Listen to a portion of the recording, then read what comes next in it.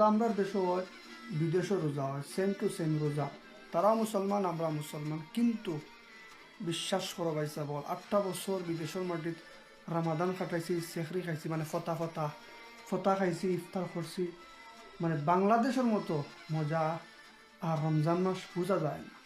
বিদেশের মাটি একটা সময়, দুইটার সময় ভাত খাইয়া আর বুকুত কিল মারিয়া ঘুমাই দিতাম। আজানোর 10 মিনিট 5 মিনিট আগে উঠে এক গ্লাস পানি খাইয়া ফজর নামাজনটা পড়িয়া আবার ঘুমাই দিতাম। সকালে যুদ্ধর ময়দানে যাওয়া লাগবো, ফতাত সতা এগুলো খাওয়া যাইতো না, বুঝছো নি? কিন্তু আজ 8 বছর পরে, 8 বছরের রমজান, আজকে ঘুমাইছি না, খালি শুনতাম সারা মসজিদের মাইকে কোন সময় করিব, আর মাত্র 15 মিনিট বাকি, আর মাত্র 20 মিনিট বাকি, আর মাত্র 40 মিনিট বাকি, মাছ আসি সকল উঠি যাবো, রান্না বান্না করিলাম।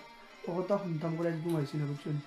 মসজিদের মাইকে পাইসা সকল বিশ্বাস কর যে সুন্দর হয়, মানে বোঝা যায় যে আমরা দেশের রমাদান চলে, বিদেশের মাটিতে আমরা প্রজন্ম বোঝা যায় না রমাদান চলের পর। টান টেস্টা নাই। আরবি হলেও দেখছি তারা অনেক আরবি, মনে করো 70% আরবি হলে তারা ফতা খায় না, 12টা 1টার সময় তারা খাইয়া বহুত কিল মারি ঘুমাই যায়। হজর নামাজও যায় কি নাই ও সন্দেহ আছে। শুনি ও মসজিদের মাইকে করো, গীত কর, গজল কর, কতটা কর।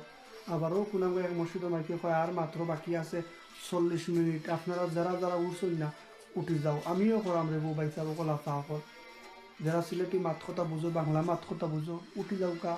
ফেসবুক আর নাটিবে গিয়ে খাইলা ফতা ফতা খাইলা, প্রথম রমাদানোর প্রথম সেহরি, প্রথম ফতা খাইলা আল্লাহকে বাঁচতে চলো আমার লগে। আমিও ফতা খাইলেই তো যে ভাল লাগে জেলা হুজুরে খৈন আর মাত্র 15 মিনিট বাকি আছে,